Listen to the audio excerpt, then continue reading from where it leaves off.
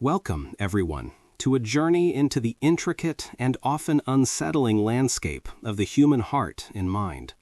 We often speak of love as a purely beautiful, uplifting force, a beacon of light that guides us to our truest selves. But beneath the surface of this idealized vision lies a complex web of psychological mechanisms, evolutionary drives, and deeply ingrained patterns that can be, frankly, quite disturbing. Today, we're going to peel back those layers, exploring the less glamorous, more challenging truths about what really happens when we fall in love, stay in love, or even try to leave it. Prepare to confront some uncomfortable realities about the very emotion that defines so much of our existence. 1. Humans are wired to form attachments even with incompatible partners. It's a foundational truth of human psychology, one that often brings with it a profound sense of unease. We are, at our very core, creatures built for connection, hardwired by millennia of evolution to seek out and cling to bonds. This imperative for attachment is so potent, so deeply ingrained in our biological and psychological makeup that it frequently overrides the more rational assessments of compatibility, long-term well-being, or even basic happiness. Our survival, historically, depended on the strength of our social units, and this ancient programming continues to exert a powerful, often subconscious, influence on our romantic lives today. We are not merely drawn to love, we are biologically compelled to form attachments, sometimes with a startling disregard for whether those attachments truly serve our highest good. Consider the sheer tenacity with which individuals cling to relationships that, from an objective standpoint, are clearly detrimental. Friends and family might observe a coupling fraught with fundamental differences in values, aspirations, communication styles, or emotional needs, yet the individuals within it remain stubbornly entwined. This isn't necessarily a sign of delusion or weakness. It's often a testament to the sheer power of the attachment system. Once a bond is forged, particularly one involving emotional and physical intimacy, the brain initiates a cascade of neurochemical processes designed to reinforce that connection. Oxytocin, often called the bonding hormone, surges, fostering feelings of trust and closeness. Dopamine, associated with pleasure and reward, floods the system, creating a powerful incentive to maintain the source of that pleasure. These powerful biological forces operate beneath the level of conscious thought, creating a powerful, almost gravitational pull that can make detaching feel like tearing apart the very fabric of one's being. The disturbing aspect here lies in the indiscriminate nature of this wiring. Our brains don't come equipped with a sophisticated compatibility algorithm that flags potential partners as unsuitable before the attachment process begins. Instead, the system is designed to bond with whoever is present and available for connection, especially during vulnerable periods or when core needs for security and belonging are activated. This means that a person might find themselves deeply attached to someone whose life goals diverge wildly from their own, whose communication style is a constant source of frustration, or whose emotional landscape is fundamentally different. The initial thrill of novelty, the shared experiences, the vulnerability exchanged in the early stages, all these act as powerful catalysts for attachment, creating a bond that subsequently becomes incredibly difficult to unravel, even when the underlying incompatibility becomes glaringly obvious. Furthermore, our individual attachment styles, formed in early childhood, play a critical role in shaping whom we attach to and how we maintain those bonds. An individual with an anxious attachment style, for instance, might be particularly prone to clinging to a partner, even an incompatible one, due to a deep-seated fear of abandonment. The mere presence of a partner, regardless of their suitability, might fulfill a primal need for proximity and reassurance. Conversely, someone with an avoidant attachment style might find themselves drawn into relationships where the incompatibility naturally creates distance, paradoxically reinforcing their comfort zone of emotional independence, even while forming an attachment. These unconscious patterns drive us towards partners who, while perhaps familiar in their emotional dynamics, are far from ideal in terms of fostering healthy growth and mutual fulfillment. The psychological investment in an incompatible relationship also creates a powerful feedback loop. The longer we stay, the more we invest, emotionally, time-wise, sometimes financially. This triggers the sunk cost fallacy, a cognitive bias where we continue a behavior or endeavor due to previously invested resources, regardless of future outcomes. "I've put so much into this," the internal monologue might go, "it would be a waste to leave now."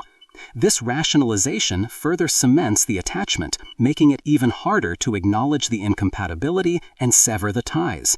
We rationalize flaws, minimize conflicts, and amplify positive moments, all in an effort to justify the continuation of a bond that our deeply wiring compels us to maintain, even when it's actively detrimental to our well-being. The disturbing truth is that our fundamental need for connection can often lead us into profound personal unhappiness simply because the biological drive to attach is so powerful that it overrides our capacity for rational self-preservation in matters of the heart. 2. People often choose partners similar to emotionally unavailable parents. This particular psychological phenomenon delves deep into the subconscious machinery of our romantic choices, revealing a disquieting pattern that often plays out with painful regularity across generations. It suggests that our earliest experiences of love and attachment, particularly with our primary caregivers, lay down a template for what we perceive love to be, even if that template is inherently flawed or even damaging. When a parent, for whatever reason, was emotionally unavailable, perhaps distant, inconsistent, preoccupied, or unable to fully reciprocate affection and validation, the child learns to associate love with a certain degree of longing, effort, and perhaps even a subtle sense of unworthiness. This isn't a conscious decision. It's a deeply ingrained blueprint that shapes our relational expectations long before we ever utter the words, "I love you," to a romantic partner. The disturbing aspect here lies in how this early programming doesn't just inform our preferences, it actively draws us towards familiar dynamics, even if those dynamics are inherently unhealthy. The adult, unconsciously seeking to resolve or complete the unfinished emotional business of childhood, may gravitate towards partners who mirror the very unavailability they experienced from a parent. There's a strange, almost magnetic pull towards what feels familiar, even if that familiarity is associated with pain, frustration, or a perpetual yearning for something just out of reach. This isn't because the individual consciously desires suffering. Rather, it's because this pattern of relating feels like love, or at least the most accurate representation of love they have been exposed to and internalized. It's a tragic irony where the very quest for connection leads us back to the source of our original emotional wounds. Consider the dynamics at play. If a child consistently had to strive for a parent's attention, to interpret subtle cues, or to adapt their own needs to fit the parent's limited capacity for emotional engagement, they develop a particular set of relational strategies. They might become hypervigilant to signs of disinterest, overly accommodating, or perpetually seeking validation. When they enter adult relationships, these strategies are automatically deployed. An emotionally unavailable partner, far from being a repellent, might actually feel strangely right. The challenge of winning their affection, the intermittent reinforcement of their limited emotional availability, the constant dance of pursuit and withdrawal, these dynamics can inadvertently replicate the emotional landscape of their childhood. The subconscious mind, in its earnest but misguided attempt to heal old wounds, seeks out situations where it can reenact the original trauma, hoping, perhaps, that this time the outcome will be different, that this time they will finally earn the complete and unwavering love they craved. This phenomenon is deeply intertwined with attachment theory.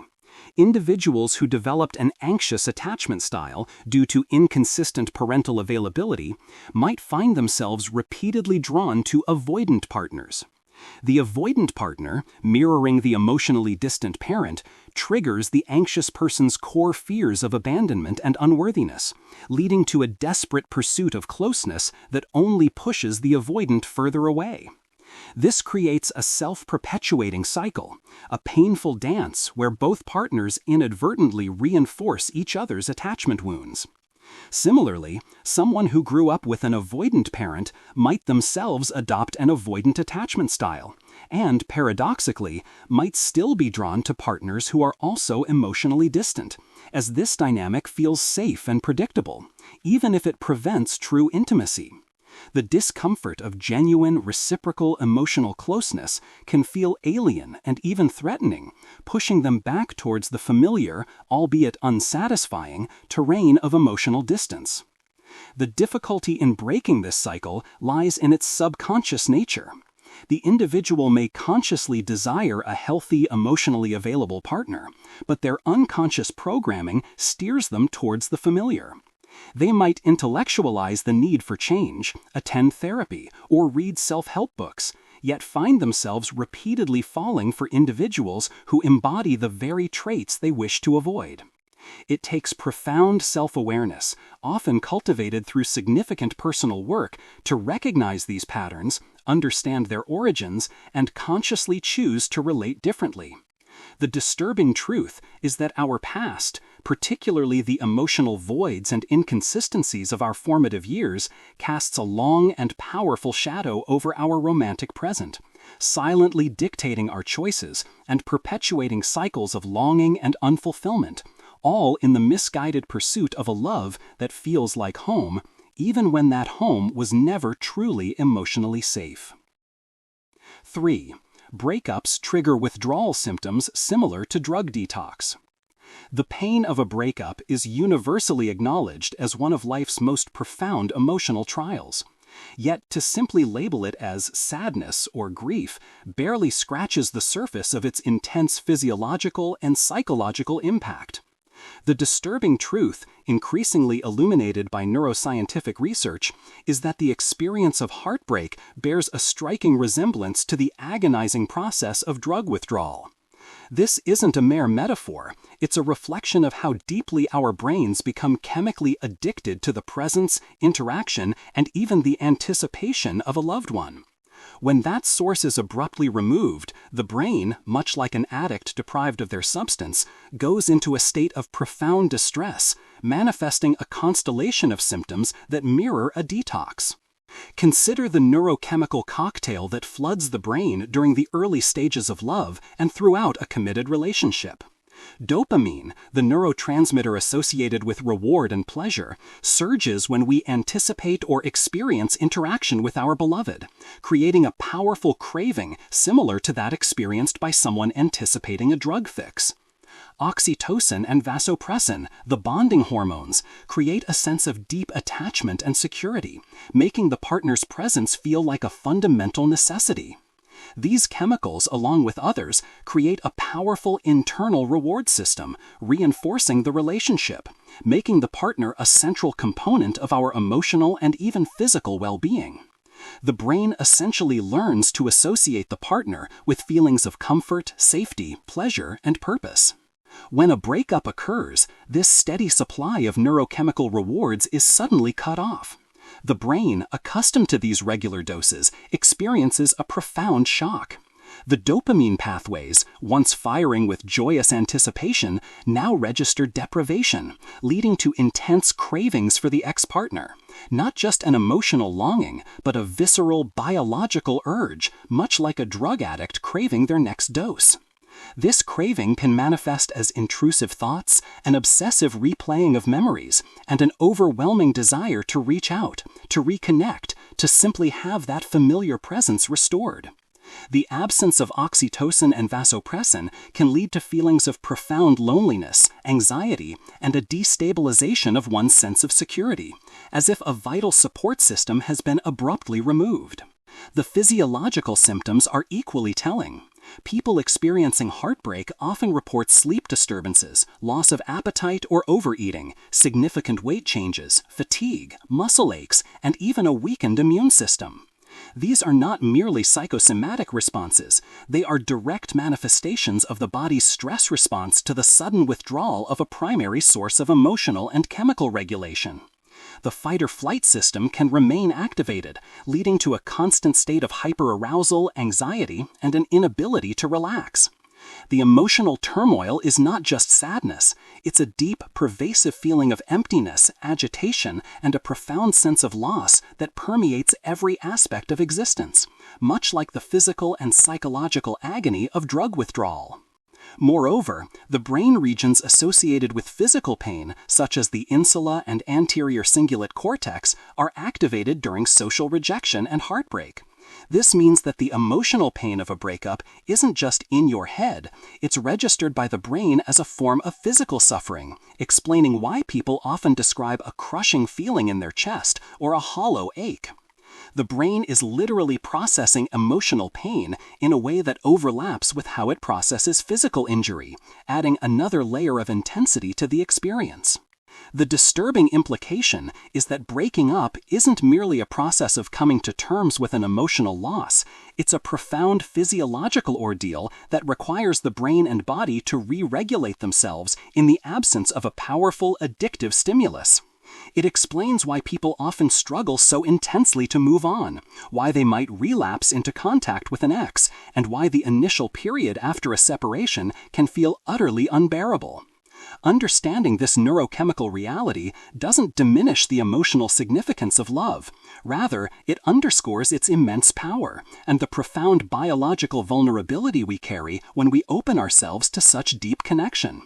The pain of heartbreak, in this light, is a stark reminder of how deeply intertwined our emotional and biological selves truly are, and how profoundly our relationships shape the very chemistry of our being. 4. Uncertainty in love increases obsession. There's a peculiar, almost perverse mechanism in the human psyche that thrives on ambiguity, particularly when it comes to matters of the heart. While we consciously crave security and clarity in our romantic relationships, a disturbing psychological truth is that uncertainty, far from driving us away, can actually amplify our obsession, making us more intensely fixated on a person or a potential connection.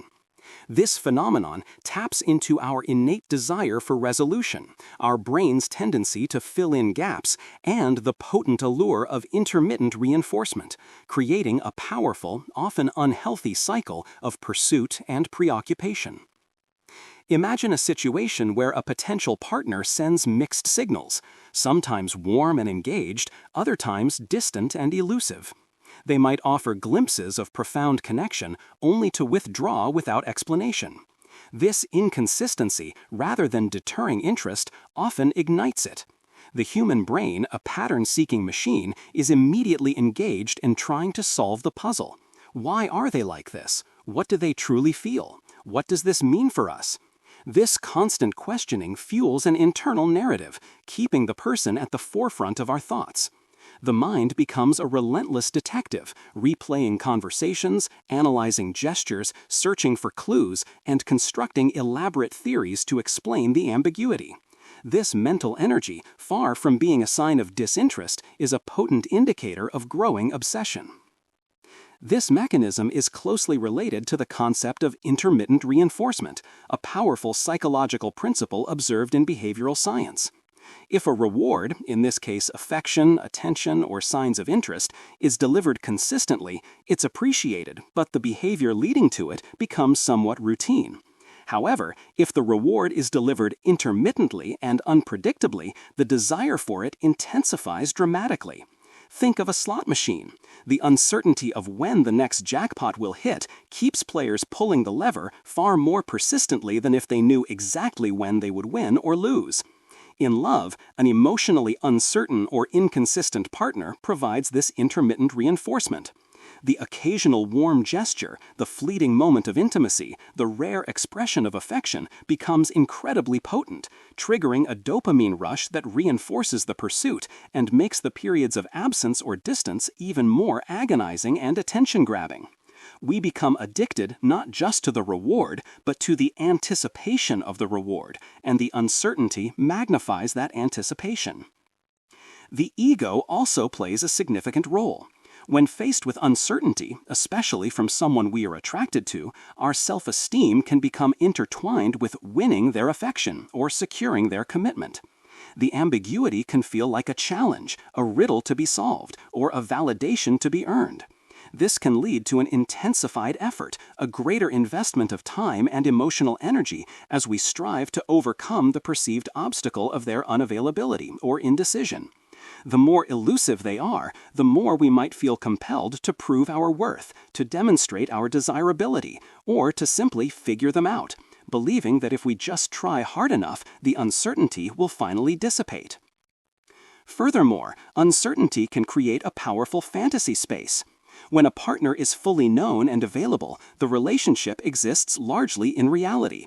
But when there's ambiguity, the mind fills in the blanks, often with idealized projections. We imagine the best possible version of the person, the perfect relationship that could be, if only the uncertainty were removed. This fantasy can be incredibly compelling, often more so than the reality of a stable, predictable relationship. The potential, the what-if, becomes a powerful magnet, pulling our thoughts and emotions towards a future that may never materialize, but which feels tantalizingly close in our imagination. This fuels the obsession, as we chase not just the person, but the idealized version of them we've constructed in the void of information. The disturbing aspect is how this mechanism can trap individuals in emotionally draining cycles. They may invest years in relationships or pursuits characterized by chronic uncertainty, sacrificing their own well-being and happiness in the relentless chase for clarity or commitment that may never come. The constant mental rumination, the emotional roller coaster, and the perpetual state of longing can be incredibly taxing, leading to anxiety, self-doubt, and a profound sense of unfulfillment. It highlights a dark irony.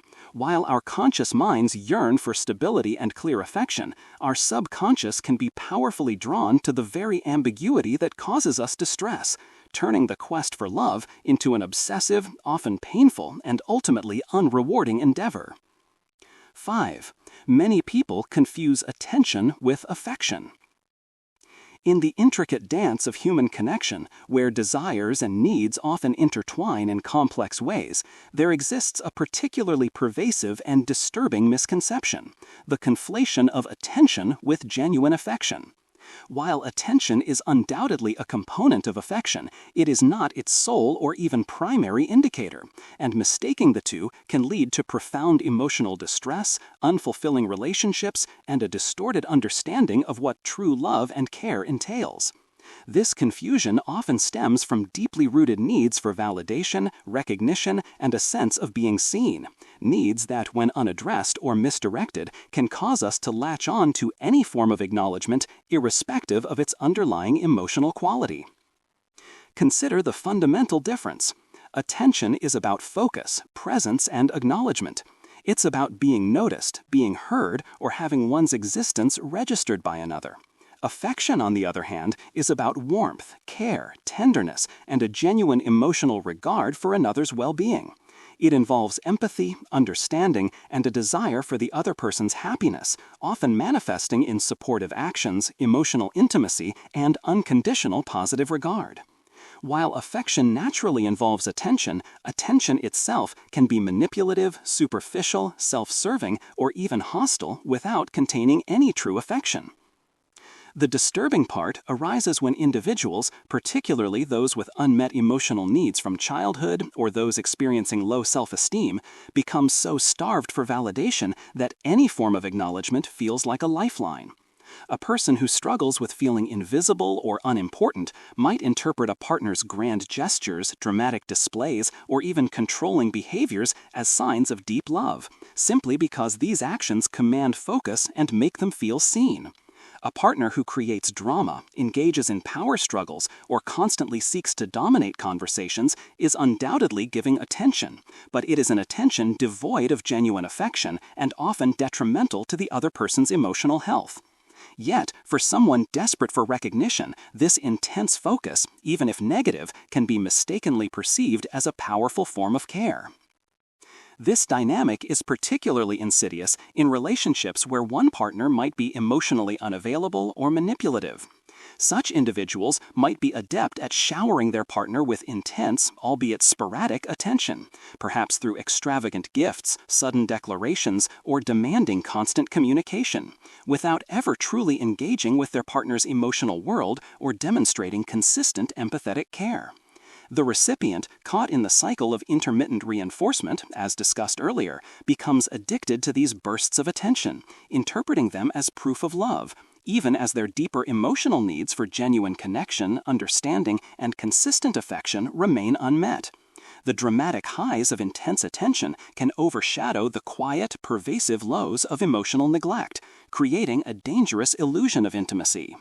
Furthermore, in the age of digital connection, this confusion is amplified. Social media platforms, designed to capture and monetize our attention, have blurred the lines even further. Likes, comments, and constant digital interaction can create a superficial sense of connection and validation, leading individuals to believe they are receiving affection when, in reality, they are merely receiving algorithmic attention. This can translate into real-world relationships where the quantity of communication or the public display of couple goals is prioritized over the quality of emotional intimacy and genuine care. The consequences of confusing attention with affection are far-reaching. It can lead individuals to tolerate unhealthy behaviors, to remain in relationships that are emotionally draining or even abusive, and to consistently feel unfulfilled despite receiving ample attention. They may find themselves perpetually chasing the next burst of focus, mistaking the thrill of being noticed for the warmth of being genuinely loved. This misdirection prevents them from recognizing and valuing true affection when it appears in quieter, less dramatic forms, and it keeps them from developing the self-awareness necessary to seek out relationships built on authentic emotional connection rather than superficial validation. The disturbing truth is that our fundamental human need to be seen and valued can be so strong that it can blind us to the qualitative difference between being the object of someone's focus and being the recipient of their true, heartfelt care. 6. Humans can love more than one person at a time. This particular psychological fact challenges one of the most deeply entrenched romantic myths in Western culture, the idea that true love is inherently singular, exclusive, and monolithic. For centuries, our narratives, songs, and societal structures have reinforced the notion that one's heart can only truly belong to one person at a time, and that to feel love from multiple individuals simultaneously is a sign of emotional deficiency, infidelity, or a diluted, less authentic form of affection. Yet, a more nuanced and psychologically informed perspective reveals a disturbing truth. The human capacity for love is far more expansive and multifaceted than this narrow cultural script suggests. We are, in fact, capable of experiencing genuine, profound love for more than one person concurrently, and this reality often causes immense internal conflict, guilt, and societal judgment. The disturbance stems from the cognitive dissonance it creates.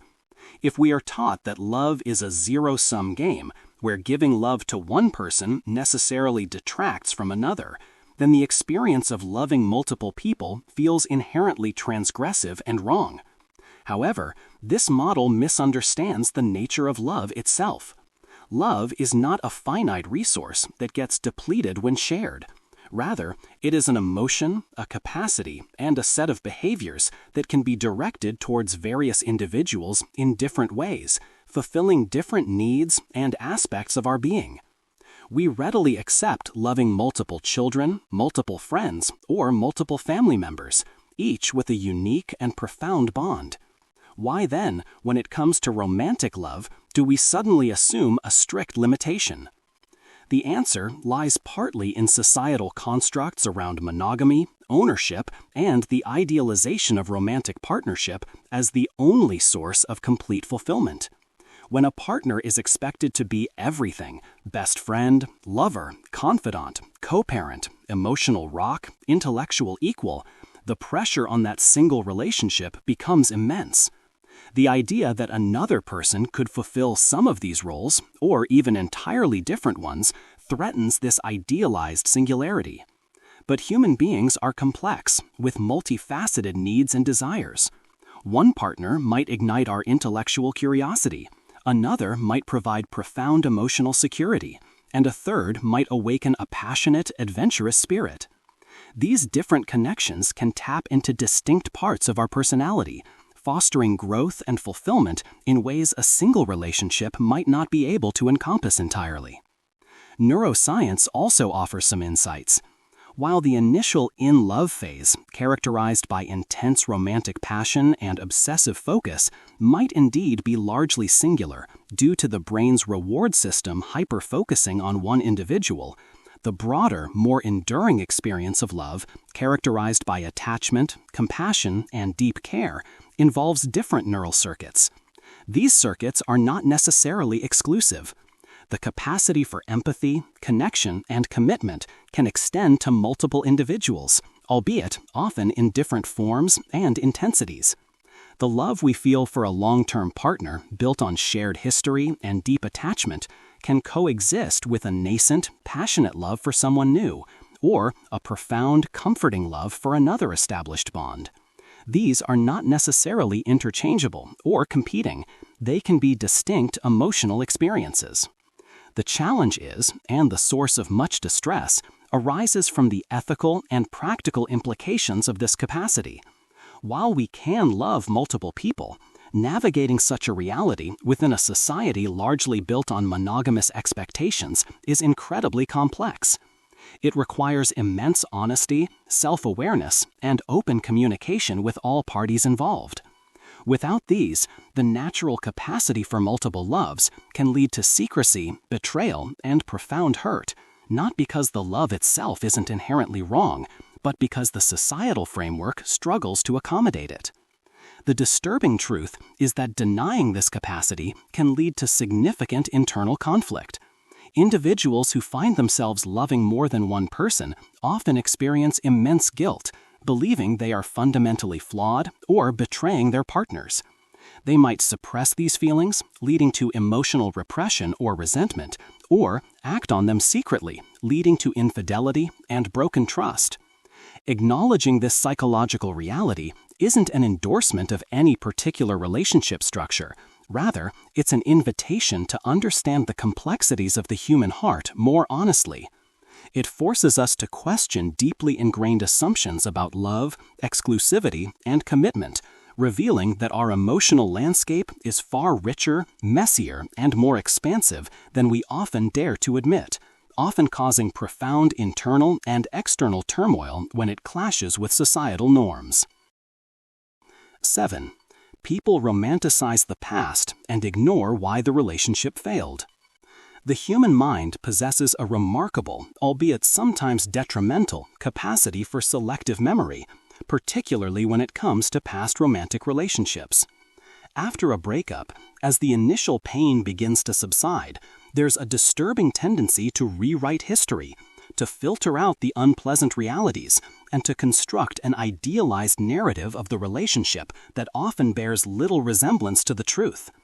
This phenomenon, known as rosy retrospection, allows us to romanticize what was, to gloss over the flaws, the conflicts, and the fundamental incompatibilities, and to ignore the very reasons that led to the relationship's demise.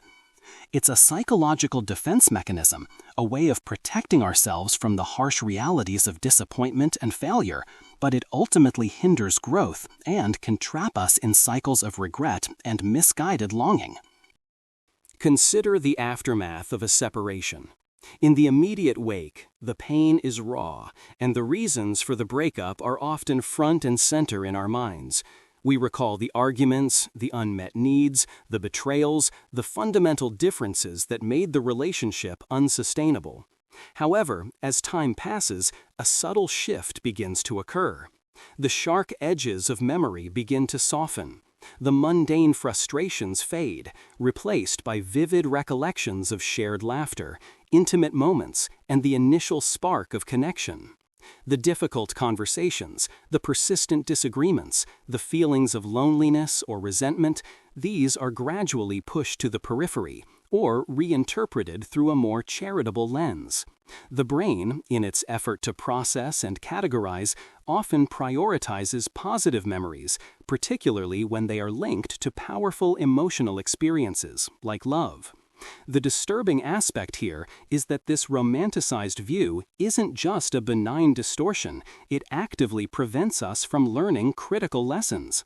By ignoring why the relationship failed, we deny ourselves the opportunity for self-reflection and personal growth. If we convince ourselves that it was perfect until X happened, or we were meant to be but circumstances got in the way, we avoid confronting our own contributions to the dynamic, the partner's genuine flaws, or the inherent incompatibilities that were present from the start.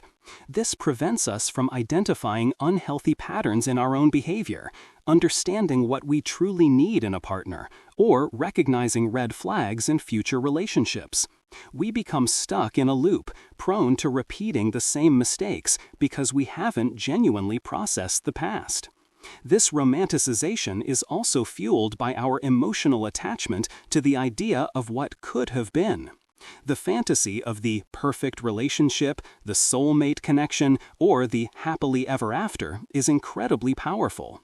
When a relationship ends, it's not just the loss of the person, it's the loss of that future, that ideal. To cope with this loss, the mind often reimagines the past to align with the idealized future that was lost. We focus on the potential, the promise, rather than the reality of the lived experience.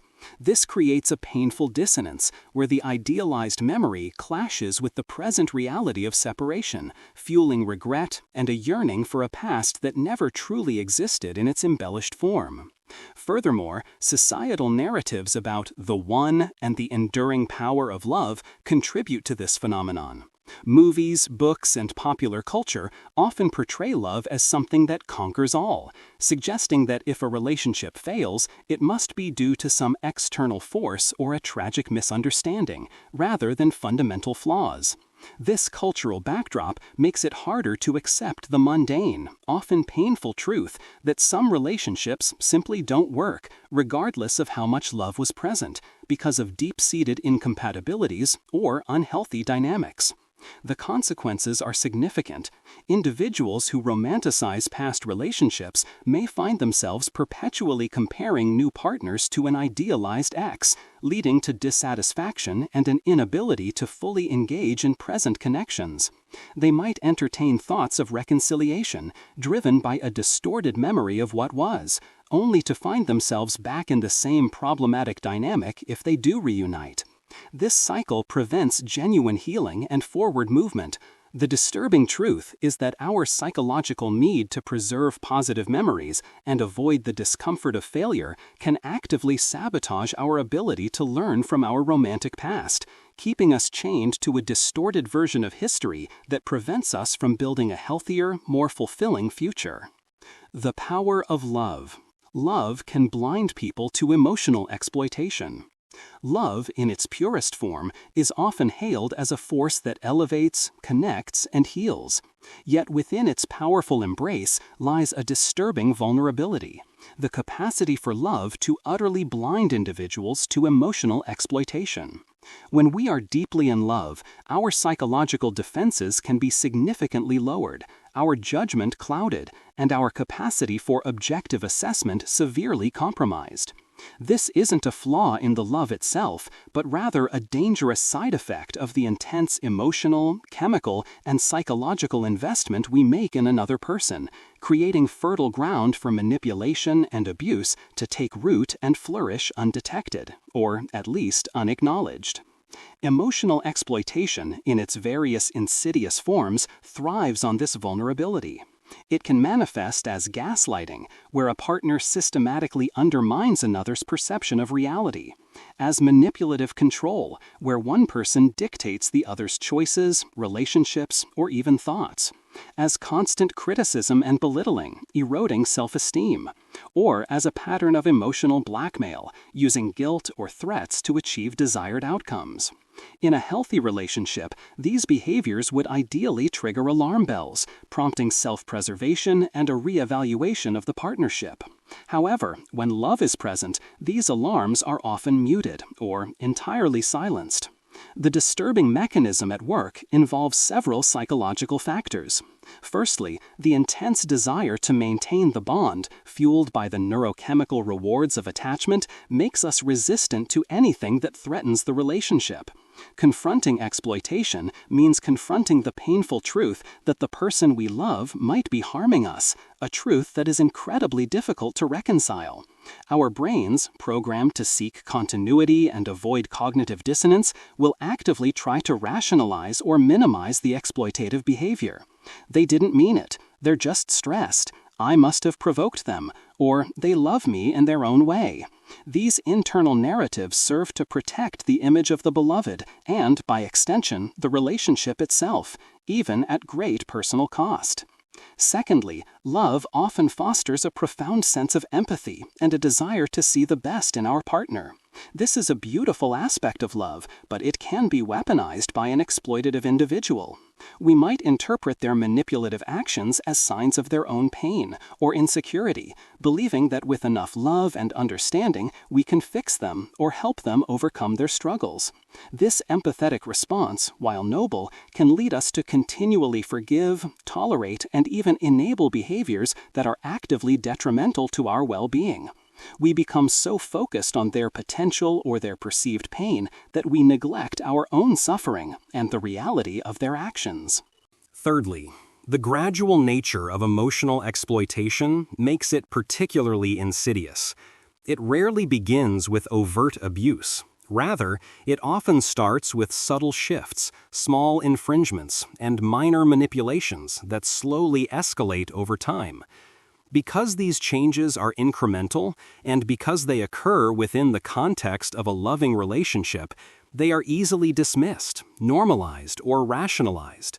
By the time the exploitation becomes severe, the victim is often so deeply enmeshed, so emotionally dependent, and so thoroughly convinced of their partner's love, however distorted, that escaping feels impossible. Their self-esteem may have been so eroded that they no longer trust their own judgment or believe they deserve better. The societal pressure to maintain relationships, especially loving ones, also plays a role. Breaking up is seen as a failure, and enduring hardship for love is often romanticized. This can make individuals feel compelled to stay, even when they are being emotionally exploited, fearing judgment from others or viewing themselves as failures if they leave. The disturbing truth is that the very emotions that make life so rich and meaningful, love, empathy, loyalty, and the desire for connection, can also be twisted and exploited, turning a force for good into a mechanism for profound personal harm.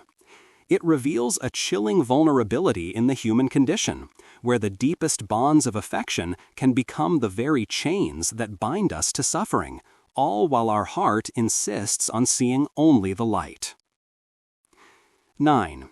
People stay in bad relationships due to fear of starting over. The prospect of ending a relationship, even one that is clearly detrimental to one's well-being, often triggers a profound sense of dread that extends far beyond the immediate pain of separation. This dread is frequently rooted in a disturbing psychological phenomenon, the paralyzing fear of starting over.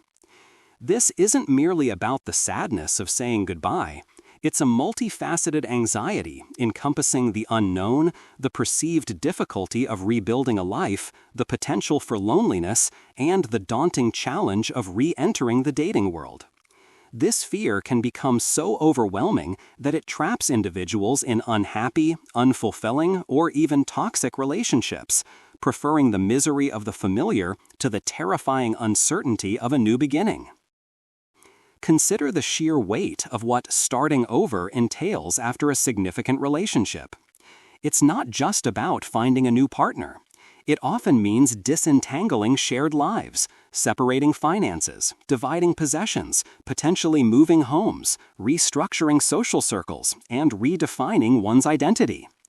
For many, a long-term relationship becomes a central pillar of their self-concept. Who they are is deeply intertwined with being a partner to that specific person. The thought of losing that identity, of facing the world as a singular unit again, can be profoundly unsettling. The magnitude of these practical and existential challenges can feel insurmountable, making the known discomfort of a bad relationship seem less threatening than the overwhelming task of rebuilding from scratch. The fear of loneliness is another powerful motivator. Human beings are social creatures, hardwired for connection. The idea of being alone, especially after having had a constant companion, can be terrifying. This fear is exacerbated by societal pressures and the pervasive narrative that being single, particularly as one gets older, is somehow a lesser state. The internal monologue might whisper, "What if I never find anyone else? What if I'm alone forever?" This anxiety can lead individuals to cling to a bad relationship, however unhappy, simply to avoid the perceived void of solitude. The presence of any partner, even an unsatisfying one, can feel safer than the imagined emptiness of being truly alone. Furthermore, the dating world itself can appear incredibly daunting, especially for those who have been out of it for a long time. The thought of navigating apps, meeting new people, enduring awkward first dates, and repeatedly exposing oneself to potential rejection can be deeply intimidating. The energy and emotional resilience required for this process, coupled with the potential for disappointment, can make staying in a miserable but predictable relationship seem like the path of least resistance. The devil you know, in this context, truly does seem preferable. The sunk cost fallacy, as previously mentioned, also plays a significant role. The longer someone has been in a relationship, the more time, effort, and emotional energy they have invested. Leaving means acknowledging that all that investment, in a certain sense, was wasted on a relationship that ultimately failed. This can be a very difficult truth to accept, leading individuals to double down on their commitment, hoping that if they just try a little longer, put in a little more effort, things will eventually improve. The fear of admitting failure, both to oneself and to others, can be a potent force keeping people trapped. The disturbing aspect is how this fear can lead to a slow, insidious erosion of self-worth and happiness. Individuals may spend years, even decades, in relationships that stifle their growth, drain their energy, or actively cause them pain simply because the alternative feels too terrifying. They sacrifice their own well-being and potential for a false sense of security, believing that the known unhappiness is a safer bet than the unknown possibilities of starting anew. This psychological trap highlights a profound vulnerability.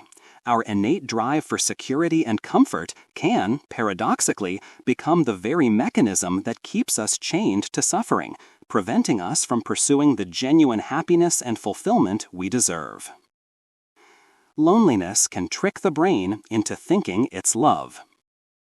Loneliness is one of the most pervasive and painful human experiences.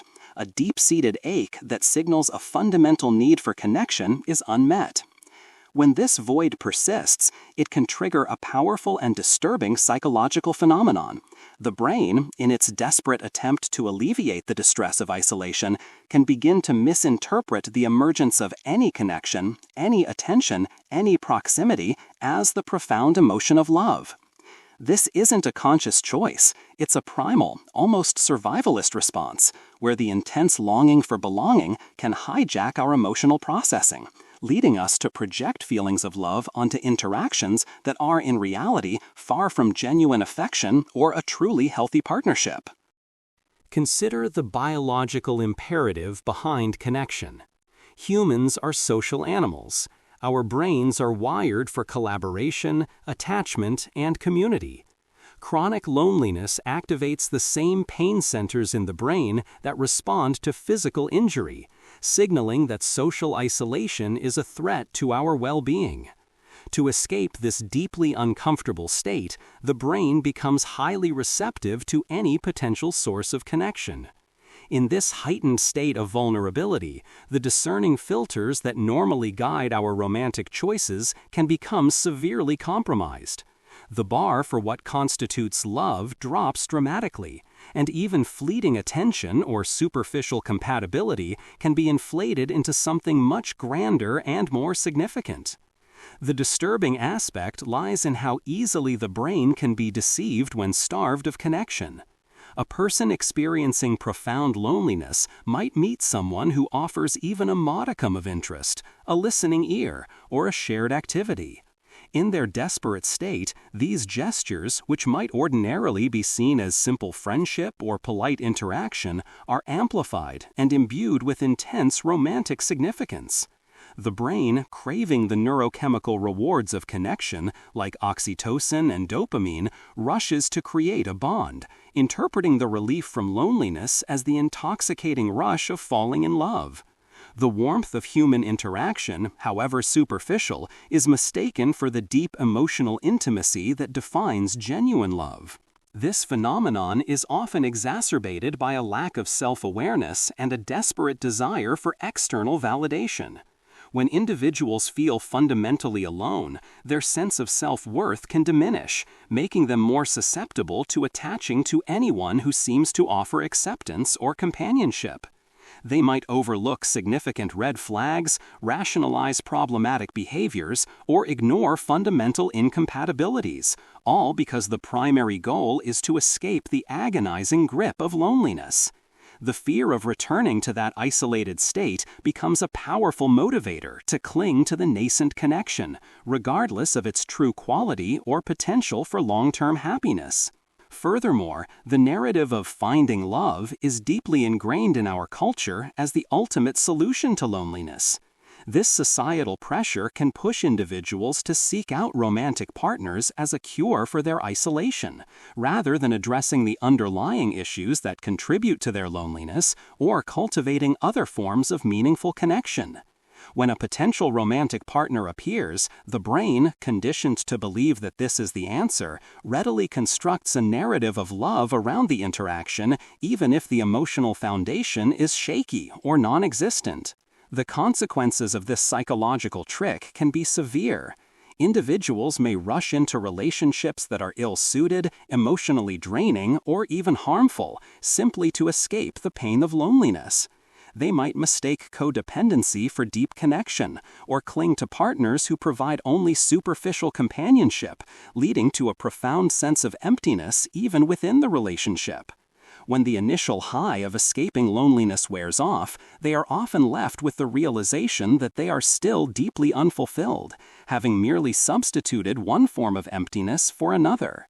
The disturbing truth is that the fundamental human need for connection is so powerful that it can distort our perception of love itself, leading us to embrace superficial bonds that ultimately fail to nourish our souls, all in a desperate attempt to silence the aching whisper of loneliness. 1. Lack of boundaries is often mistaken for deep connection. In the pursuit of profound intimacy and a sense of oneness with a romantic partner, many individuals fall prey to a particularly insidious psychological trap: the confusion of a lack of boundaries with genuine deep connection. While true intimacy does involve vulnerability and a merging of lives in certain respects, it paradoxically thrives on the existence of clear, respected boundaries. When these boundaries are absent, blurred, or systematically eroded, what might initially feel like an intense, all-encompassing bond can quickly devolve into codependency, enmeshment, and a profound loss of individual identity, all while being mistakenly perceived as the ultimate expression of love. Consider the nature of true connection. It is a space where two distinct, whole individuals come together, sharing their authentic selves, while maintaining their unique identities, needs, and desires. It involves mutual respect for autonomy, personal space, and differing opinions. Boundaries are the invisible lines that define where one person ends and another begins, protecting individual integrity and fostering a sense of safety within the relationship. They dictate how we allow others to treat us, what we are willing to accept, and where our personal responsibilities lie. The disturbing aspect arises when these boundaries are perceived as obstacles to intimacy rather than their foundation. In some relationships, partners might interpret a lack of boundaries as a sign of ultimate trust, selfless devotion, or an unbreakable bond. For instance, a partner who constantly demands access to their significant other's phone, social media, or personal conversations might justify it as "we have nothing to hide from each other," mistaking invasive behavior for a sign of deep transparency. Similarly, a partner who expects their significant other to drop everything for them, to prioritize their needs above all else, or to share every single thought and feeling, might believe this reflects an unparalleled level of closeness, when in reality it's a form of emotional overreach and control. This confusion is often rooted in unaddressed psychological needs. Individuals who grew up in enmeshed family systems where personal boundaries were routinely violated might genuinely not know what healthy boundaries look like. They might associate a lack of personal space or a constant merging of identities with love because that was their primary experience of connection. Others, particularly those with anxious attachment styles, might fear that setting boundaries will push their partner away, leading them to sacrifice their own needs and autonomy in a desperate attempt to maintain proximity and prevent abandonment. They confuse self-sacrifice with devotion, believing that true love means having no separate self. Manipulative or controlling partners also exploit this confusion. They might actively encourage the erosion of boundaries, framing it as a sign of profound commitment or true love. They might say, "If you really loved me, you wouldn't need secrets," or "We're a team, your problems are my problems and my problems are yours," to justify their intrusion or over-involvement. The victim, wanting to demonstrate their love and commitment, gradually gives up their personal space, their independent friendships, their hobbies, and eventually their sense of self, believing they are fostering a deeper connection when they are in fact becoming emotionally exploited. The consequences of mistaking a lack of boundaries for deep connection are severe. It leads to a gradual loss of self, where one's individual desires, opinions, and needs become secondary or entirely subsumed by the relationship. Resentment builds, personal growth stagnates, and the relationship becomes stifling rather than supportive. The deep connection often devolves into codependency, where both partners become overly reliant on each other for their sense of identity and well-being, paradoxically undermining the very intimacy they sought. True intimacy requires the courage to be a distinct individual within a shared space, to articulate one's needs, and to respect the autonomy of the other. The disturbing truth is that our yearning for profound connection can sometimes lead us down a path where we sacrifice our very selves, believing we are building something beautiful, when in reality we are constructing a cage of enmeshment, mistaking its suffocating walls for the embrace of love. 12. People idealize unavailable partners because fantasy feels safe. There's a curious and often self-sabotaging pattern in human romantic behavior, the tendency to idealize partners who are emotionally or physically unavailable. This isn't merely a case of wanting what you can't have. It's a profound psychological defense mechanism where the pursuit of an elusive, unattainable figure offers a perverse sense of safety. The disturbing truth is that for some, the fantasy of a perfect relationship with an idealized, unavailable person feels far less threatening and more manageable than the messy, unpredictable, and vulnerable reality of a fully present and reciprocal connection. Consider the allure of the unavailable. This could be someone who is already in a relationship, lives far away, is emotionally distant, or simply expresses a general disinterest in commitment. Objectively, these are barriers to a fulfilling relationship. Yet for certain individuals, these very barriers become part of the attraction. The mind can then project all its hopes, dreams, and idealized visions onto this person, creating a perfect narrative unmarred by the realities of daily life, conflict, or genuine intimacy. Since the relationship exists largely in the realm of imagination, it can be controlled and sculpted to perfection, safe from the imperfections and challenges that inevitably arise in real-world interactions. The safety of fantasy lies in its lack of demand.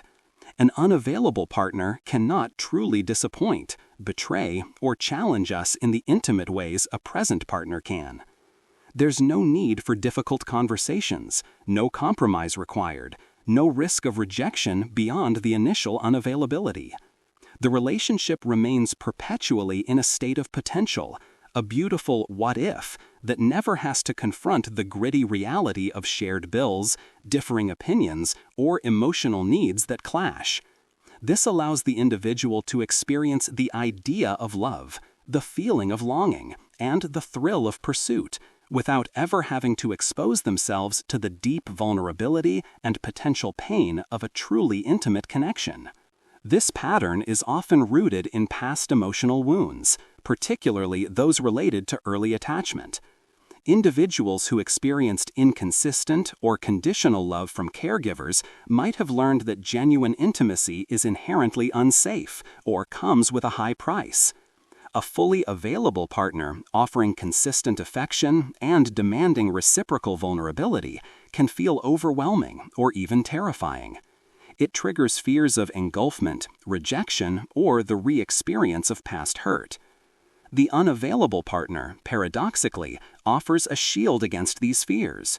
The distance they maintain, the emotional walls they erect, or the external circumstances that keep them out of reach all serve to protect the individual from having to fully engage and risk their heart in a tangible way. Furthermore, the pursuit of an unavailable person can provide a sense of purpose and excitement. The challenge of winning them over, the thrill of fleeting moments of connection, and the constant mental rumination about what if can create a powerful, albeit ultimately unfulfilling, emotional roller coaster. This intense focus can distract from other personal issues, providing a convenient escape from the demands of their own life or other more accessible relationships that might require genuine emotional work. The drama of the chase, even if it leads nowhere, can feel more stimulating than the quiet, steady work of building a healthy, reciprocal relationship. The disturbing consequence is that this idealization keeps individuals perpetually stuck in a cycle of longing and unfulfillment. They invest immense emotional energy into phantom relationships, missing out on opportunities for genuine connection with available and suitable partners. They may consistently choose partners who are emotionally distant, commitment-phobic, or already attached, unconsciously recreating the very dynamics that keep them safe from true intimacy. This pattern prevents personal growth, perpetuates feelings of inadequacy, and ultimately denies the individual the profound satisfaction of a real, reciprocal, and present love. The truth is, sometimes our deepest desires for connection are so intertwined with our fears of vulnerability that we opt for the illusion of love in fantasy rather than risking the beautiful, terrifying reality of a genuine embrace. 13. Humans chase those who trigger unresolved childhood wounds. This is perhaps one of the most profoundly disturbing and persistent psychological patterns in the realm of romantic love. Our unconscious, almost compulsive tendency to be drawn to partners who, often subtly, trigger our deepest, unresolved childhood wounds. It's a phenomenon that speaks to the brain's misguided attempt to heal old traumas, to finally fix what went wrong in our formative years by recreating similar dynamics in our adult relationships. Far from seeking out partners who offer a corrective, healing experience, we often gravitate towards those who feel eerily familiar in their capacity to evoke the very pain we carry from our past. Consider the origins of our emotional landscape. Our earliest experiences with caregivers shape our understanding of love, safety, and attachment.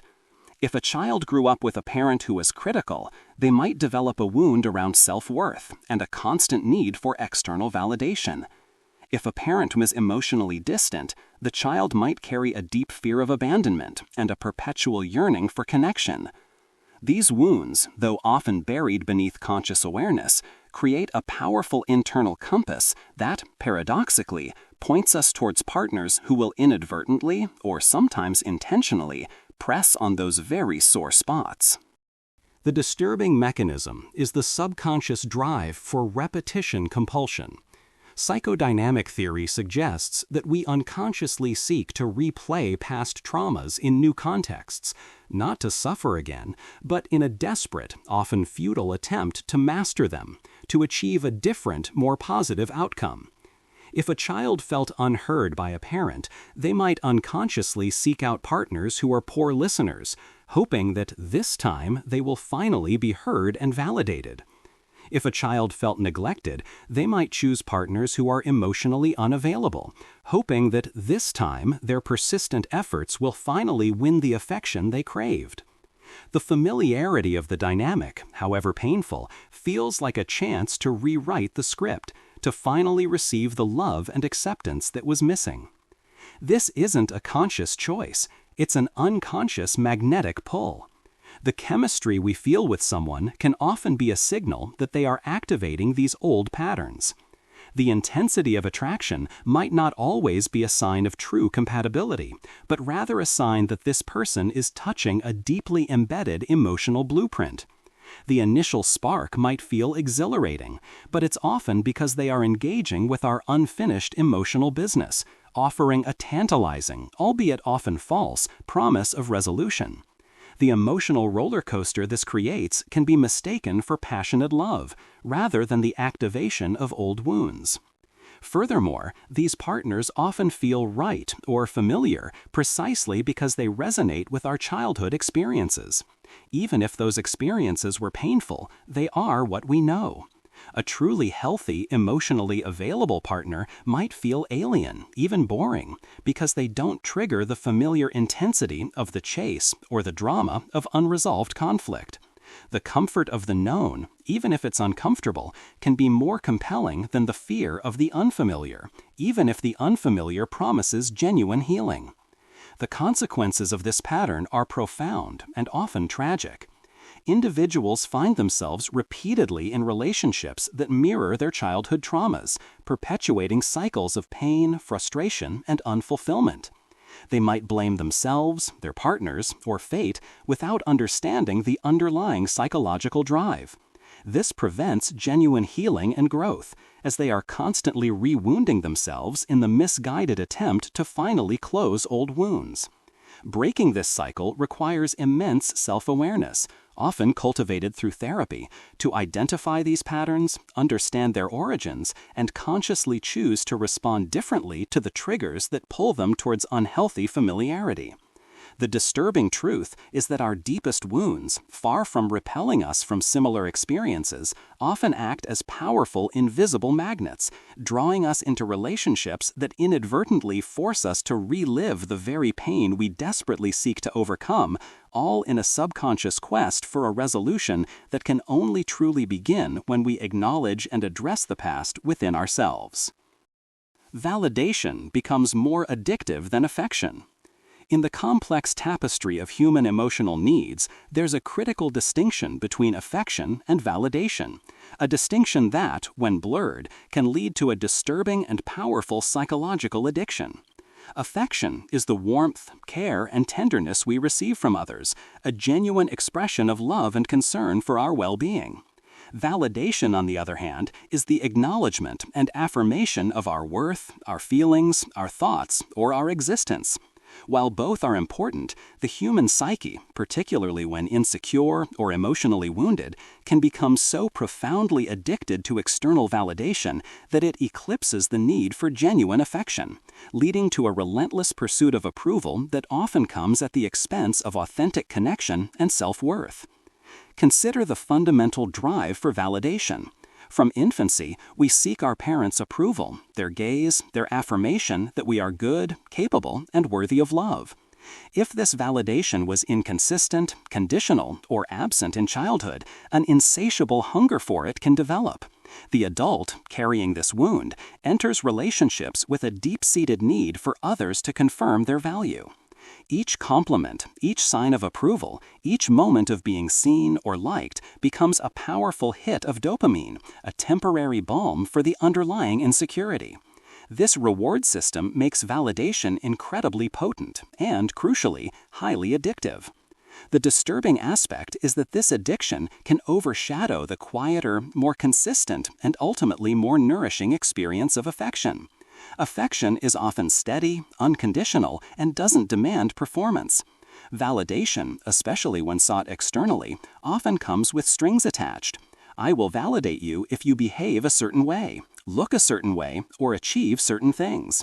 When a person is addicted to validation, they might prioritize partners who are charismatic, popular, or even superficially charming, simply because these individuals are perceived as better sources of external approval, even if they are emotionally unavailable or incapable of genuine affection. The fleeting high of being praised or admired becomes more compelling than the steady warmth of being truly cared for and understood. This addiction also makes individuals highly susceptible to manipulative partners.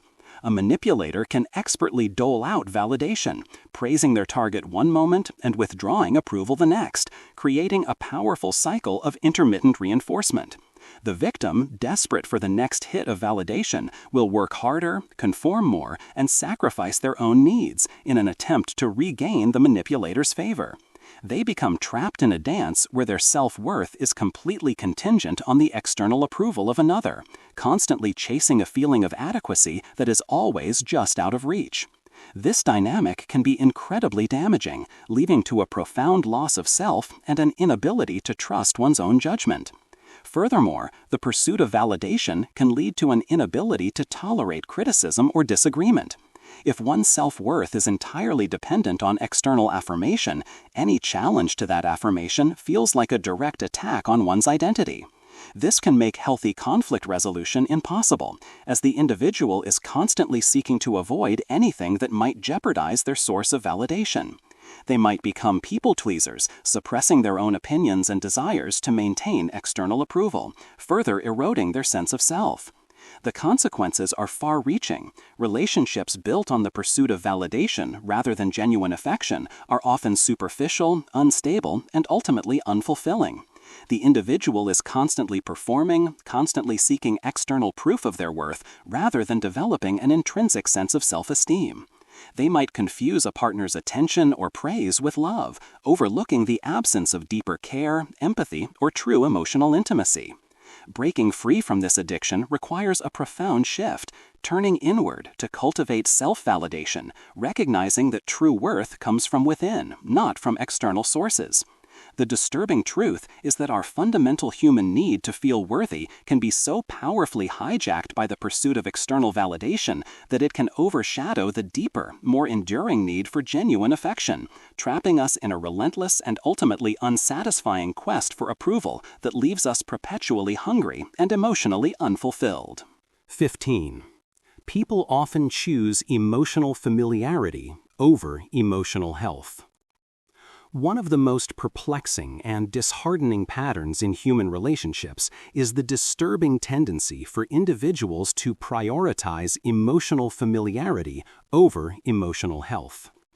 Despite consciously desiring happiness, stability, and genuine well-being in their romantic lives, many people find themselves repeatedly drawn to partners and relationship dynamics that echo the emotional landscapes of their past, even if those landscapes were characterized by dysfunction, pain, or unfulfillment. This isn't a rational choice. It's a deep-seated psychological pull towards what is known, even if what is known is inherently unhealthy, offering a perverse sense of comfort in its predictability. Consider the concept of an emotional comfort zone. Just as we have physical comfort zones, we also develop emotional ones, shaped by our earliest experiences of love, conflict, and attachment. If a child grew up in a household where love was intertwined with drama, inconsistency, or emotional distance, that dynamic, however painful, becomes their baseline for what a relationship feels like. When they encounter similar dynamics in adulthood, there's a strange sense of recognition, a feeling of this is how it's supposed to be, even if their conscious mind recognizes it as unhealthy. The brain, seeking to predict and make sense of its environment, finds a perverse safety in the familiar, even if that familiarity leads to suffering. Consider the concept of an emotional comfort zone. Just as we have physical comfort zones, we also develop emotional ones, shaped by our earliest experiences of love, conflict, and attachment. If a child grew up in a household where love was intertwined with drama, inconsistency, or emotional distance, that dynamic, however painful, becomes their baseline for what a relationship feels like. When they encounter similar dynamics in adulthood, there's a strange sense of recognition, a feeling of this is how it's supposed to be, even if their conscious mind recognizes it as unhealthy. The brain, seeking to predict and make sense of its environment, finds a perverse safety in the familiar, even if that familiarity leads to suffering. The disturbing aspect lies in the brain's preference for predictability, even negative predictability, over the terrifying uncertainty of something genuinely new and healthy. A truly emotionally healthy partner might offer consistent affection, clear communication, and respectful boundaries, qualities that for someone accustomed to dysfunction might feel foreign, unsettling, or even boring. The absence of drama, the lack of intense highs and lows, the steady presence of mutual respect can be misinterpreted as a lack of passion or connection. The individual might unconsciously sabotage such relationships or simply feel a lack of spark because their internal emotional thermostat is calibrated to a different, more turbulent setting. This phenomenon is deeply connected to unresolved childhood wounds and attachment styles. An individual with an anxious attachment style, accustomed to chasing inconsistent parental affection, might find themselves drawn to avoidant partners who replicate that push-pull dynamic. The familiar dance of pursuit and withdrawal, however painful, feels like love because it echoes their earliest experiences of connection. Conversely, an avoidant individual might choose partners who inadvertently reinforce their need for distance, as this dynamic feels safe and within their emotional comfort zone, even if it prevents true intimacy. In both cases, the familiar pattern, however unhealthy, feels safer than venturing into unknown territory where genuine emotional vulnerability and reciprocal intimacy might be required. Furthermore, societal narratives can inadvertently reinforce this. The idea that love is hard work, or that passion comes with drama, can make unhealthy dynamics seem romantic or even necessary. Individuals might rationalize their partner's problematic behaviors as signs of their complexity or intensity, rather than recognizing them as indicators of emotional unhealth. They might mistake the emotional roller coaster of an unhealthy relationship for the excitement of true love, believing that if it's not dramatic, it's not real. The consequences of prioritizing emotional familiarity over emotional health are profound. It leads to a perpetuation of unhealthy relationship cycles, a stagnation of personal growth, and a chronic sense of unfulfillment. Individuals may spend years in relationships that are emotionally draining, unsatisfying, or even abusive, all because the familiar discomfort feels less threatening than the unknown path to genuine happiness. Breaking this cycle requires immense courage, self-awareness, and a willingness to step outside one's emotional comfort zone. It means actively choosing to seek out relationship dynamics that feel unfamiliar, perhaps even initially unsettling, because they offer the promise of true emotional health and genuine well-being. The disturbing truth is that our past emotional conditioning can exert such a powerful subconscious grip that it can lead us to repeatedly choose patterns of suffering simply because they feel like home. 16. The brain remembers emotional pain longer than happy moments. This particular psychological fact offers a stark and rather disheartening insight into the architecture of human memory and its profound impact on our romantic lives. Our brains are fundamentally wired to retain and recall emotional pain with greater intensity and longevity than happy moments.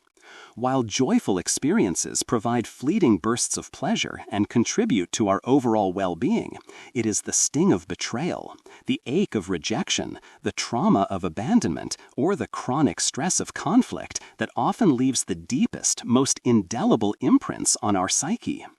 This disturbing bias in memory serves an evolutionary purpose designed to protect us from future threats, but it can cast a long, dark shadow over our capacity for trust, vulnerability, and sustained happiness in love. Consider the evolutionary rationale. From a survival perspective, remembering dangers and negative experiences is paramount. If touching a hot stove causes pain, remembering that pain prevents future burns. Similarly, if a social interaction leads to rejection or harm, remembering that emotional pain helps us avoid similar situations or individuals in the future. The brain prioritizes the encoding and retrieval of negative information as a protective mechanism, a warning system to prevent recurrence.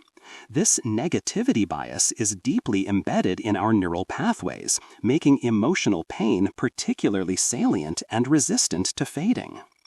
The disturbing aspect is how this bias plays out in romantic relationships. While we might accumulate countless joyful moments with a partner, shared laughter, tender moments, expressions of love, a single act of betrayal, a deeply hurtful argument, or a prolonged period of emotional neglect can leave an emotional scar that lingers far longer and with greater intensity than the sum of all the positive experiences. The brain, in its protective mode, will repeatedly bring forth these painful memories, not just as simple recollections, but often re-experiencing the associated emotions, as if to constantly remind us of potential threats.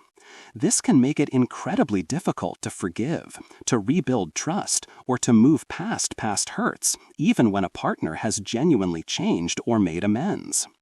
Furthermore, this memory bias can lead to a skewed perception of a relationship's overall trajectory.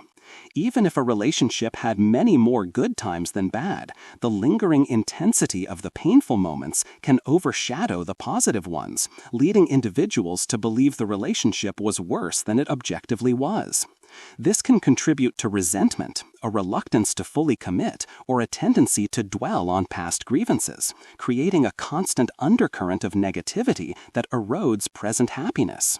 The brain, in its effort to learn from the past, inadvertently makes it harder to truly live in and appreciate the present. The impact on new relationships is also significant.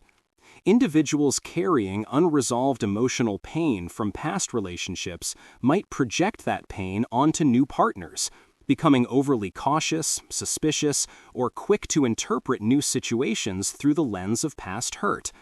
A new partner's minor oversight might trigger a powerful echo of a past betrayal, leading to disproportionate reactions and an inability to fully trust.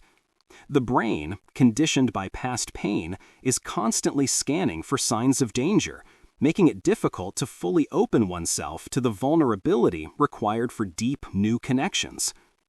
Healing from emotional pain in love is therefore a profound and arduous process, often requiring conscious effort to reframe memories, challenge negative thought patterns, and actively cultivate new positive experiences. It's not simply about forgetting. It's about re-encoding, recontextualizing, and consciously choosing to focus on growth and resilience. The disturbing truth is that our very biology, designed to protect us, can inadvertently become a barrier to future happiness in love, keeping us chained to the echoes of past suffering and making the journey towards genuine emotional freedom a constant battle against the indelible imprints of heartbreak. 17. People hide their true selves early in relationships. The early stages of a romantic relationship are often characterized by an intoxicating blend of excitement, hope, and intense attraction. Yet, beneath this veneer of budding intimacy lies a pervasive and disturbing psychological reality. Most people, consciously or unconsciously, hide significant aspects of their true selves during this crucial period. This isn't necessarily malicious deception. Rather, it's a complex interplay of self-preservation, impression management, and a deep-seated desire to be accepted and loved. The disturbing implication is that the very foundation of many relationships is built on a carefully curated persona, creating an initial connection based on an incomplete or even distorted reality, which inevitably leads to challenges down the line. Consider the immense pressure individuals feel during the courtship phase. There's an innate drive to present the most appealing version of oneself, to highlight strengths, minimize flaws, and align with perceived desirable traits. This often means suppressing quirks, anxieties, insecurities, or less palatable opinions. We might meticulously choose our words, carefully curate our appearance, and present a polished facade, all in an effort to secure the affection and approval of the potential partner. This isn't just about putting our best foot forward.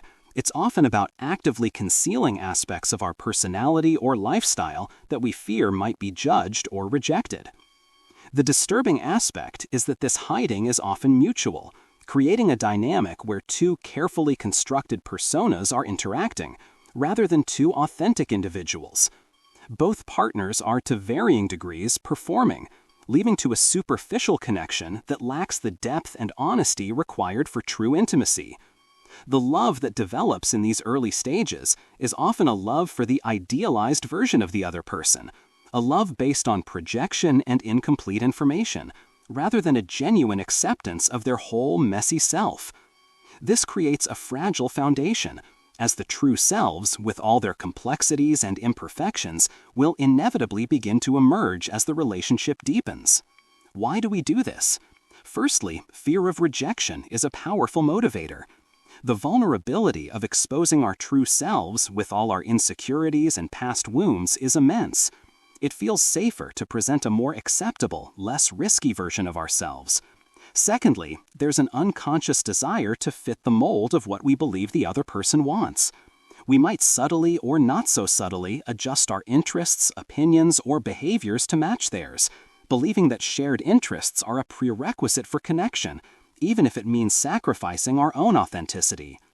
Thirdly, some individuals may genuinely not be fully aware of their true selves, or have a clear sense of their own identity, making it easier to adopt a chameleon-like approach in new relationships.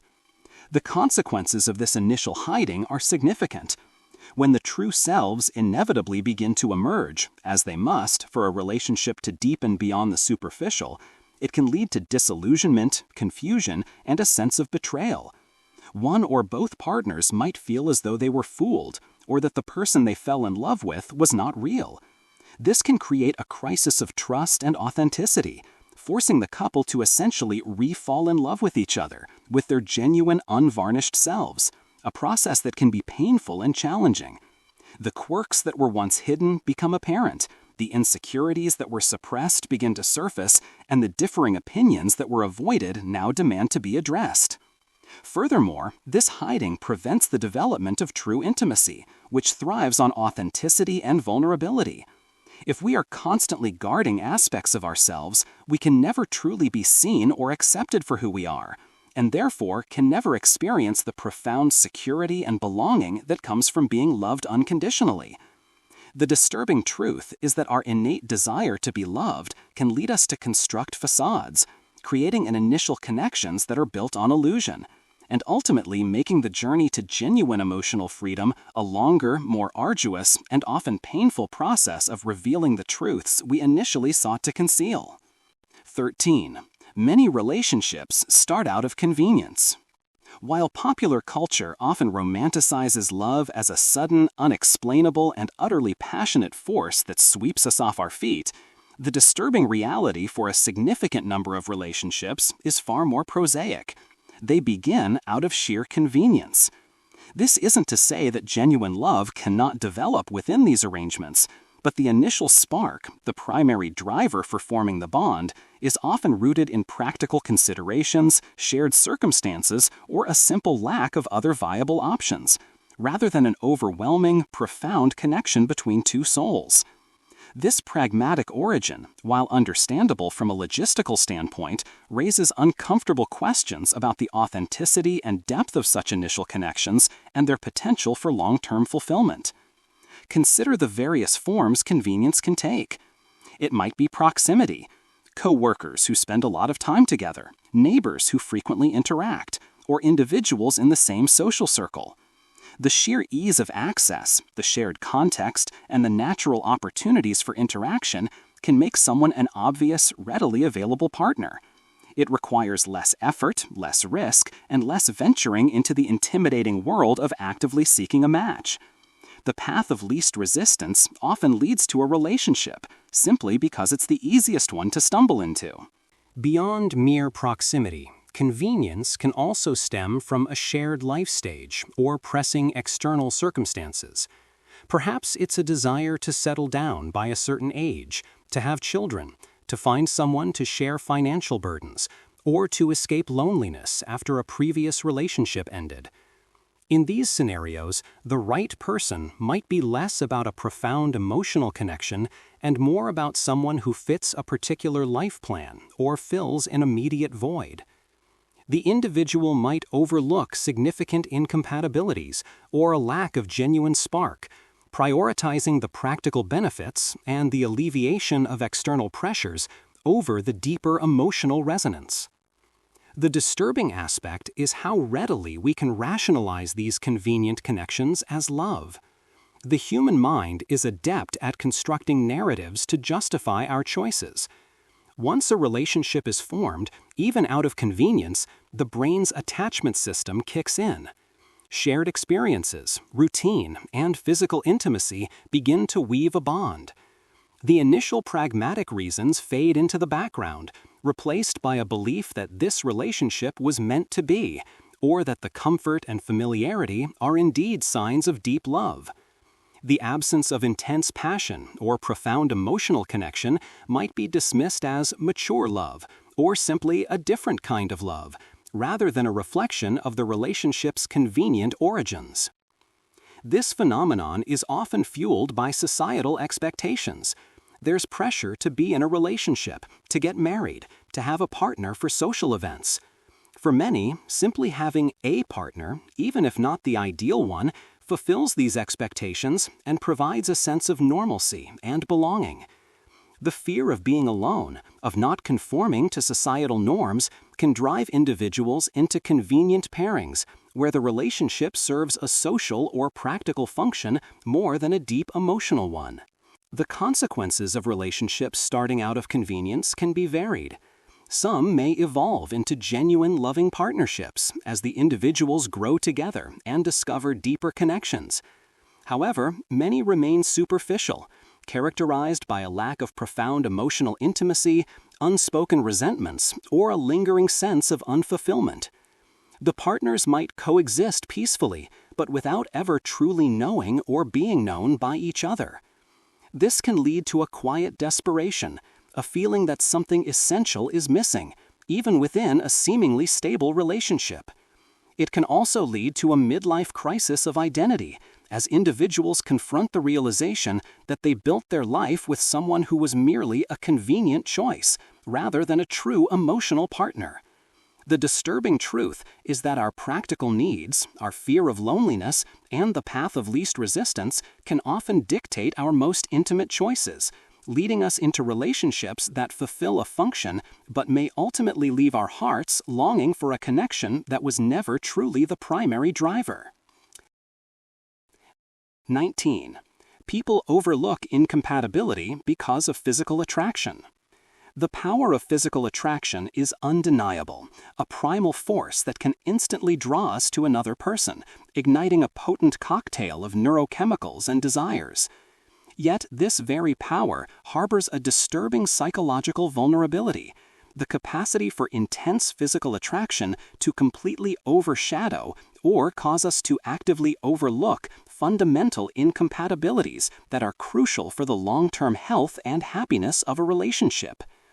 The initial spark of physical chemistry can be so intoxicating that it blinds us to glaring differences in values, life goals, communication styles, and emotional needs, leading us into partnerships that are built on a fragile foundation of desire rather than genuine suitability. Consider the immediate impact of physical attraction. When we are strongly attracted to someone, our brains release dopamine, creating feelings of pleasure and reward. This rush can be incredibly compelling, making the object of our desire seem inherently more desirable in every other aspect. We project positive qualities onto them, assuming that their attractive exterior must correspond to an equally attractive interior. This halo effect causes us to perceive them as more intelligent, kinder, funnier, and more compatible than they might actually be, simply because they are physically appealing. The initial surge of lust can create a powerful illusion of overall compatibility. The disturbing aspect is how this illusion actively prevents us from conducting a thorough and rational assessment of a potential partner. When swept up in the throes of physical attraction, our critical faculties can be significantly dulled. Red flags that would be immediately apparent in a less physically appealing individual are rationalized, minimized, or simply ignored. A partner's differing views on core values, their problematic communication habits, their financial irresponsibility, or their emotional unavailability might be dismissed with thoughts like, "We'll work through it," "Their good looks make up for it," or "I'm sure they'll change." The sheer intensity of the physical connection creates a powerful incentive to overlook anything that might threaten the continuation of that intoxicating experience. Furthermore, society often places a premium on physical attraction, especially in the early stages of dating. The media constantly reinforces the idea that an ideal partner is physically beautiful, leading many to prioritize looks over other more substantive qualities. This cultural conditioning can make individuals more prone to chasing physically attractive partners, even when a deeper, more discerning part of them recognizes fundamental incompatibilities. The desire for a partner who is seen as desirable by others can become a more powerful driver than the search for a truly compatible emotional connection. This phenomenon also ties into our primitive drives. Physical attraction is often linked to reproductive fitness, an ancient evolutionary mechanism. While modern relationships are far more complex than mere reproduction, these primal instincts can still exert a powerful subconscious pull, leading us to prioritize physical attributes over the nuanced requirements of a lasting, emotionally fulfilling partnership. The body's immediate, visceral response to attraction can bypass the brain's more rational, long-term assessment mechanisms. The consequences of overlooking incompatibility due to physical attraction are profound. Relationships built primarily on physical chemistry often struggle when the initial intensity fades, as it inevitably does. Without a deeper foundation of shared values, mutual respect, and emotional compatibility, the relationship can quickly unravel, leading to disillusionment, conflict, and heartbreak. Partners might find themselves trapped in relationships where they are physically attracted but emotionally disconnected, or where fundamental differences create constant friction and unhappiness. The disturbing truth is that the powerful, intoxicating allure of physical beauty can act as a potent blindfold, preventing us from seeing the essential truths about a person's character and compatibility, and leading us into relationships that are destined to falter once the initial rush of desire inevitably subsides. 20. Love can make rational people defend irrational behavior. This is perhaps one of the most unsettling and widely observed psychological phenomenon in the context of love. Its astonishing capacity to transform otherwise rational, intelligent individuals into fervent defenders of irrational, illogical, or even harmful behavior, both their own and that of their beloved. When deeply in love, the human brain undergoes significant changes, prioritizing the maintenance of the relationship and the well-being of the partner to such an extent that it can override critical thinking, moral judgment, and even self-preservation instincts. The disturbing implication is that love, often seen as the pinnacle of human emotion, can also be a powerful force for delusion, enabling and perpetuating patterns of behavior that, from an objective standpoint, are clearly detrimental. Consider the cognitive dissonance that arises when someone we love acts in a way that is objectively wrong, harmful, or inconsistent with our own values. A rational mind would typically identify this as a problem, perhaps even a deal breaker. However, when love is involved, the brain's primary directive shifts to protecting the relationship and the image of the beloved. To maintain internal consistency and avoid the painful truth that someone we cherish is flawed or acting poorly, the mind engages in elaborate psychological acrobatics, rationalization, minimization, and justification. They didn't mean it. They're under a lot of stress. It's just a phase. I must have provoked them. Or everyone makes mistakes. These are the internal narratives we construct to reconcile the irreconcilable. The disturbing aspect is how far this defense mechanism can go. Rational individuals might defend a partner's infidelity, their financial irresponsibility, their emotional abuse, or even their criminal behavior, concocting intricate justifications that defy logic. They might isolate themselves from friends and family who point out the problematic behavior, seeing them as unsupportive or jealous. They might actively lie to others, or even to themselves, to maintain the illusion that everything is fine or that their partner is fundamentally good despite overwhelming evidence to the contrary.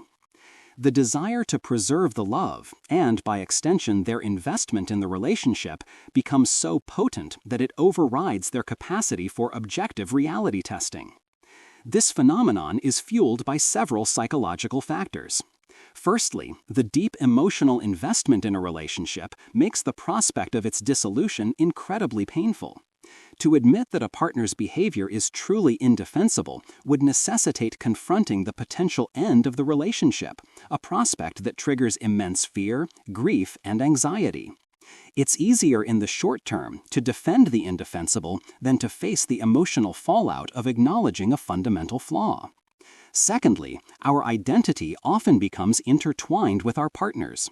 Defending their irrational behavior can, paradoxically, feel like defending ourselves and our own choices, protecting our ego from the shame of having loved someone who acts poorly. Thirdly, the neurochemical effects of love play a role. The release of bonding hormones and reward chemicals create a powerful bias towards the partner. The brain is less likely to critically evaluate someone it is chemically predisposed to cherish and protect.